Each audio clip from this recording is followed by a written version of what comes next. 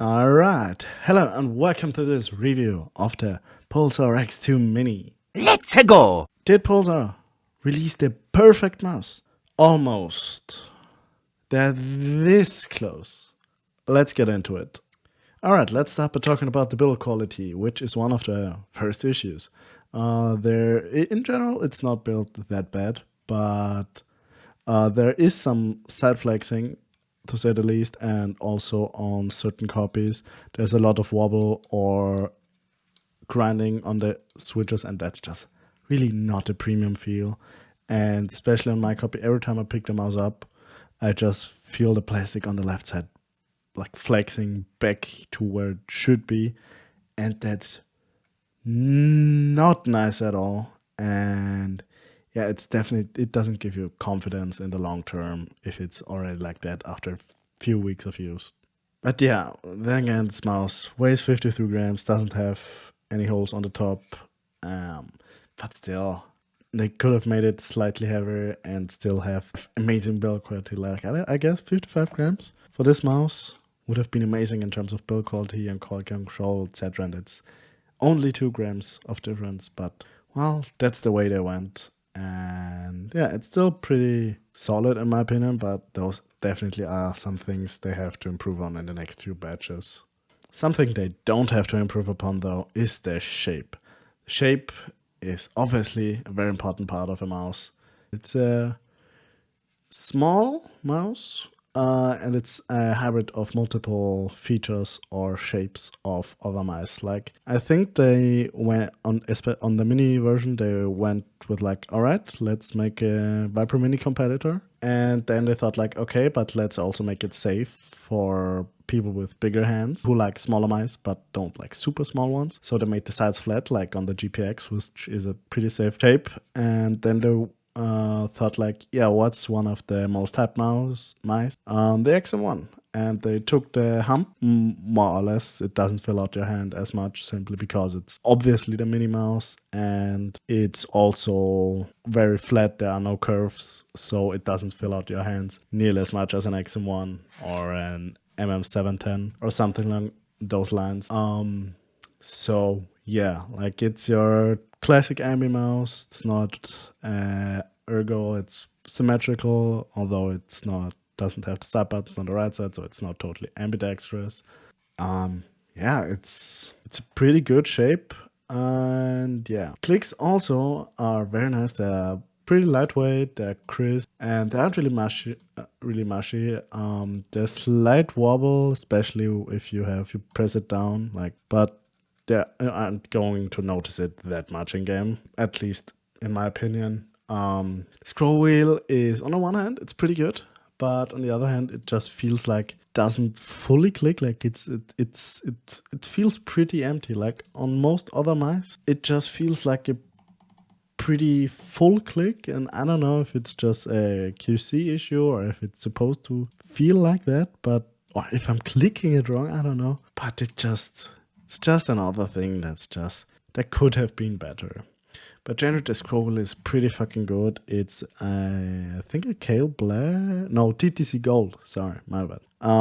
It's a TTC Gold encoder, and there are no ghost scrolls like on Final Mice or anything along those lines. It's not as loud, not as hard to scroll, but still as, let's say, Vexy or Zawimas, but it's still very tactile.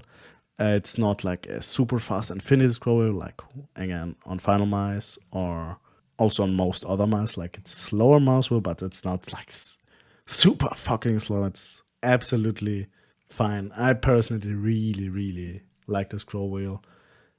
Well, besides click, but other than that, I think it's pretty amazing. Yeah, the skates. Holy guacamole. They are pretty much insane. Like those are the best skate Pulsar ever used, and I would even say those are one of the best stock skates. I'm not going to have to swap those out. They like the curves are pretty rounded. I think it's 0.6 millimeters thick, and you can buy a 0.8 millimeter thick one now.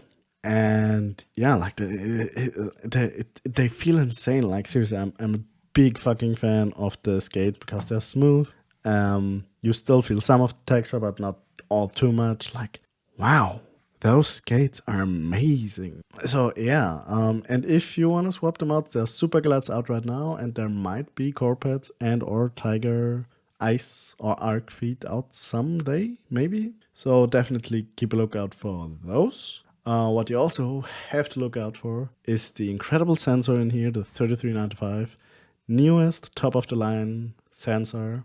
Well, besides a 3950 from or Focus Pro from Razer, but that one's exclusive, so that's the newest and best available sensor of everybody besides Razer. And yeah, it's a pretty fucking good implementation there. It also has motion sync. Yeah, I'm a big fan of this sensor, and yeah, there were some issues at the beginning with the sensor just jumping a pixel back if you move it really slow.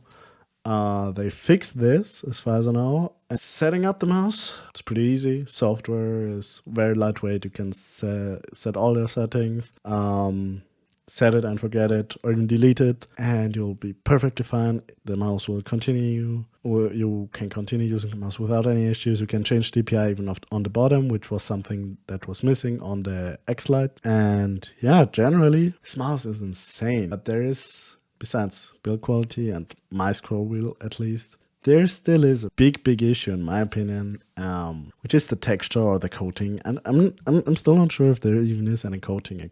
According to House Gaming, there isn't a coating on it. It's just pure plastic, no coating, no nothing. It just doesn't feel premium. Not only that, but like I can't even grip this mouse properly because also there are no curves or anything. So my grip sort of changes if I don't have grip tape on it. And yeah, it could have been so much better. Like even if they've just gone the way of Razer or Fnatic with just using the PBT-esque thing, and yeah, but they didn't. But well, I guess I hope I cut some grip tape up myself from BTL.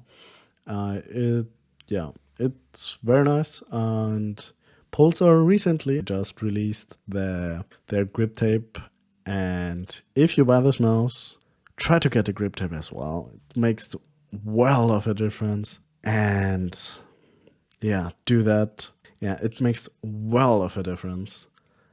And yeah, Pulsar, great job for releasing extra skates and extra grip tape, because grip tape is needed, and the skates are definitely nice to have if you want thicker skates or controlled skates, which are something new they also released. But yeah, let's go over and talk about my performance with this mouse. I performed pretty fucking well with this mouse, because there really aren't any bottlenecks, especially now that the sensor thing is fixed. The motion sync is a very nice to have feature. I won't be keeping it. I will be sending it back simply because I don't like that these issues exist. I will be waiting some time and maybe grabbing it again. All right, it's conclusion time. This mouse costs 100 euros and is absolutely insane for that price. You have all the features you want. You have a small and a big version, which can't say for every mouse. Like the Razer Viper and the GPX are both lacking small mice. So please, Razer and Logitech, change that. And thank you for Pulsar for releasing this mouse. I would still wait a few batches, just give it some time so that those issues I mentioned can absolutely get fixed. Maybe the firmware will in that time will also get upgraded. And yeah, I hope I could help you. Stay home, stay safe. Leave a like and a comment down below.